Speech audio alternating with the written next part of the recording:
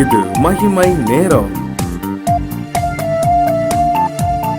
சர்வ வல்லமையுள்ள இயேசு கிறிஸ்துவின் இனிதான நாமத்தினாலே இந்த நிகழ்ச்சியை பார்த்து கொண்டிருக்கும் உங்கள் அனைவரையும் வாழ்த்துகிறேன். தியானத்துக்கு என்று எடுத்துக்கொண்ட வேத வசனம் நீதிமொழிகள் 22ஆம் அதிகாரம் 15வது வசனம். பிள்ளையின் நெஞ்சில் மதியீனம் ஒட்டி இருக்கும். பிள்ளைகளை எப்படி நடத்தணுங்கிறத பற்றி தான் நம்ம தியானிக்க போகிறோம். சரியா?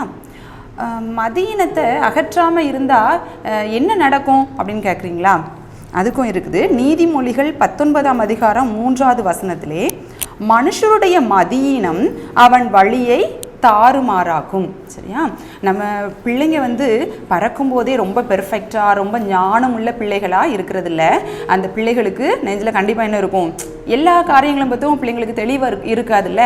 அப்போ மதியினம் இருக்கும். அப்போ பெற்றோர்களாகிய நாம் என்ன பண்ணணும்? அந்த பிள்ளைங்க மதியினமாக நடக்கும்போது அதை கண்டித்து நம்ம நடத்தணும். சரியா? சிம்சோனுடைய பெற்றோர்கள் உங்களுக்கு ஒரு பேபி பறக்க போகுதுன்னு சொன்ன உடனே அவங்க என்ன பண்ணுறாங்க? பிள்ளையை நாங்கள் எப்படி நடத்தணும், எப்படி வளர்க்கணும் அப்படின்னு சொல்லிட்டு ஒவ்வொரு காரியங்களாக கேட்டு தெரிஞ்சு கொள்கிறாங்க. சரியா? அசுத்தமானதை பிள்ளைக்கு கொடுக்கக்கூடாது, தலைமயிர் கத்தரிக்கக்கூடாது, அவர் நசரேனாக இருக்கணும் அப்படின்னு சொல்லிட்டுலாம் அதை ஒழுங்காக கடைபிடிச்சிட்டே வர்றாங்க. இப்போ சிம்சோன் கொஞ்சம் வளர்ந்ததுக்கு அப்புறமா அந்த பிள்ளைங்களுக்கு என்ன ஆகும் அப்படின்னா, பார்க்குற எல்லா பொருள் மேலேயும் என்ன வரும்? ஆசை வரும். பார்க்குறது எல்லாம் நமக்கு வேணும்னு சொல்லிட்டு இந்த பிள்ளைகள் நினைக்கும்.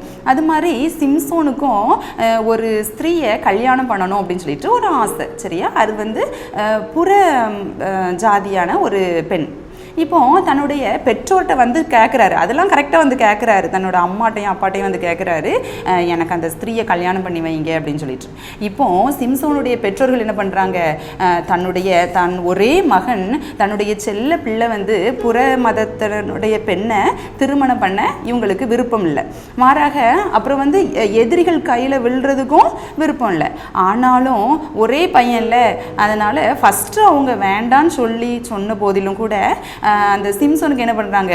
பெண் பார்க்க எல்லாரும் சேர்ந்து தான் போகிறாங்க. அதில் இருந்து தான் என்னாச்சு? சிம்சோனுக்கு அழிவே ஸ்டார்ட் ஆயிட்டு, அவருடைய வழியே அந்த வாழ்க்கையே தாறுமாறான மாதிரி ஆயிட்டுன்னு. அப்படி அதுக்கப்புறமா தான் அந்த அசுத்தமான அந்த தேனை சிங்கத்தின் உடல்ல இருந்து எடுத்து சாப்பிட்றாரு. அப்புறம் அவருடைய தலைமயிரெலாம் பின்னாட்களில் தான் சிரைக்கப்படுது. எல்லாமே இழந்தவராக அந்த அவர் வழியே என்ன ஆயிடுச்சு? தாறுமாறாயிடுச்சு. அப்போ ஒரு சின்ன மதியினம், அந்த மதியினத்தை என்ன பண்ணணும்? நம்ம அகற்றணும். நீங்கள் எல்லாருமே அந்த சிம்னி விளக்கு பார்த்துருப்பீங்கன்னு. அந்த உள்ளுக்கு அந்த தீ எரியும் போது அந்த வெளியில் இருக்கிற அந்த கண்ணாடி இருக்குல்ல, அதில் இந்த கறி படிஞ்சிரும். அப்போது அந்த கறி தான் பிள்ளைங்க நெஞ்சில் ஒட்டி இருக்கிற அந்த மதியினம் மாதிரி. அப்போ அந்த கறியெல்லாம் நம்ம நல்லா நீட்டாக எடுத்து சுத்தம் பண்ணிட்டோம் அப்படின்னா என்ன ஆயிரும்? அந்த பிள்ளைங்கிட்ட இருக்கிற அந்த வெளிச்சம் நல்லா பிரகாசிப்பிக்கிற மாதிரி இருக்கும். சரியா? அப்போ பெற்றோர்களாகிய நாம் என்ன பண்ணணும்? பிள்ளைகளுடைய நெஞ்சின் ஒட்டி இருக்கிற அந்த மதியினத்தை நம்ம அகற்றணும். சின்ன பிள்ளைங்கள்லாம் ஸ்கூலுக்கு போனாங்களாம். அப்போ ஒரு பையன் அன்னைக்கு தான், இப்போ ப்ரீகேஜி இப்போலாம் 3 வயசுலேயே விட்டுருந்தாங்கல்ல ப்ரீகேஜிக்கு, அது மாதிரி ஒரு பையன் போயிட்டான். சரியா? அப்போ அவங்க அம்மா ஏற்கனவே அவனுக்கு பென்சில், ஸ்கேல், எரேசர் எல்லாம் கொடுத்து விட்டுருக்காங்க. இருந்தாலும் அவன்கிட்ட இருந்த பென்சிலை விட பக்கத்தில் இருந்த பையன் கையில் இருந்த பென்சிலோட கலர் ரொம்ப அட்ராக்ஷனாக இருக்குது, பார்க்குறதுக்கே ரொம்ப அழகாக பளபளன்னு இருந்தோடனே என்ன பண்ணிட்டான்? அதை எடுத்துகிட்டு வந்துட்டான். சரியா? இப்போ வந்த உடனே பெற்றோர்கள் என்ன பண்ணணும்? அம்மா என்ன பண்ணணும்? இது என்னடா, இது நான் உனக்கு வாங்கி தரலையே, இது யாருக்குள்ளது அப்படின்னு சொல்லிட்டு என்ன பண்ணணும்? கேட்கணும். சரி இருக்கட்டும், சின்ன பிள்ளை தானே அப்படின்னு சொல்லிட்டு நம்ம என்ன பண்ணக்கூடாது? விடக்கூடாது. சின்ன பிள்ளை, அவனுக்கு அது எதுவுமே தெரியாதுன்னு சொல்லி நம்ம விட்டோம் அப்படின்னா அதுதான் லாஸ்ட்டில் பெரிய திருட்டில் கொண்டு வைக்கும். சரியா? அப்போ நம்ம சின்ன பிள்ளைங்க அப்படி எடுத்துகிட்டு வரும்போது அதுக்கு தெரியாது, தவறுனே அதுக்கு தெரியாது. அப்போ சொல்லணும், நம்ம மற்றவங்க பொருளுக்கு ஆசைப்படக்கூடாது, நமக்குள்ள பொருளை தான் நம்ம என்ன பண்ணணும்? யூஸ் பண்ணணும் அப்படின்னு சொல்லிட்டு பிள்ளைங்களுக்கு சொல்லி கொடுக்கணும். சரியா? முந்திலாம் வசனம் ஒப்பிச்சாதான் என்ன கொடுப்பாங்களாம்? சாப்பாடே பிள்ளைங்களுக்கு கொடுப்பாங்களாம். ஆனால் இப்போ என்ன நடக்குது? சாப்பிடணுனாலே பிள்ளைங்களுக்கு என்ன தேவைப்படுது?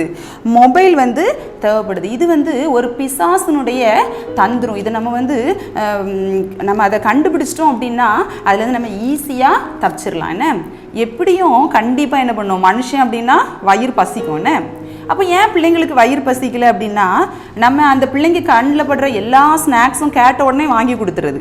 அப்போ அதுவே சின்ன வயிறு தானே, அதில் எப்படி பத்தோம்? திருப்பி அந்த ஸ்நாக்ஸையும் சாப்பிட்டுட்டு சாப்பாடையும் சாப்பிடணும்லாம் கஷ்டம்ல.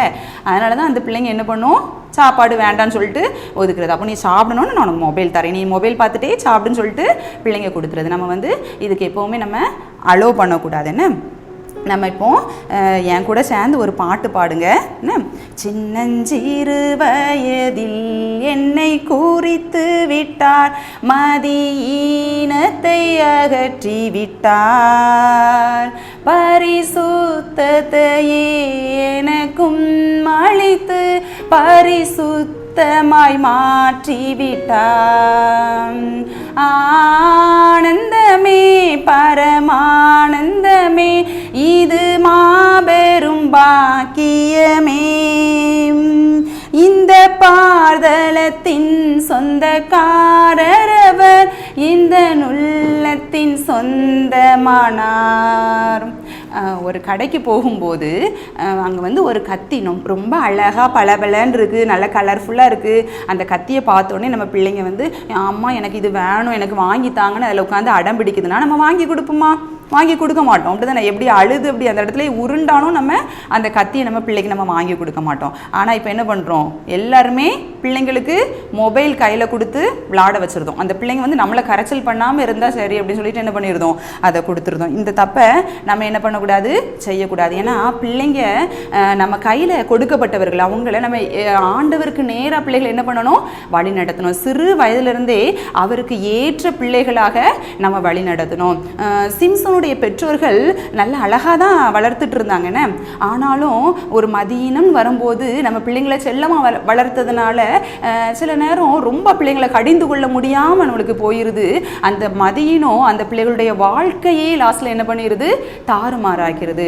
அதனால் நம்ம பெற்றோர்களாகி நம்ம என்ன பண்ணணும், அனுதினமும் ஜெபம் பண்ணி பிள்ளைகளை நடத்த வேண்டியது எனக்கு கற்றுத்தாங்க, பிள்ளைகளை எப்படி நடத்தணும்னு எனக்கு சொல்லித்தாங்கன்னு தினமும் என்ன பண்ணணும், ஜெபத்தோடு பிள்ளைகளை வழி நடத்தணும்.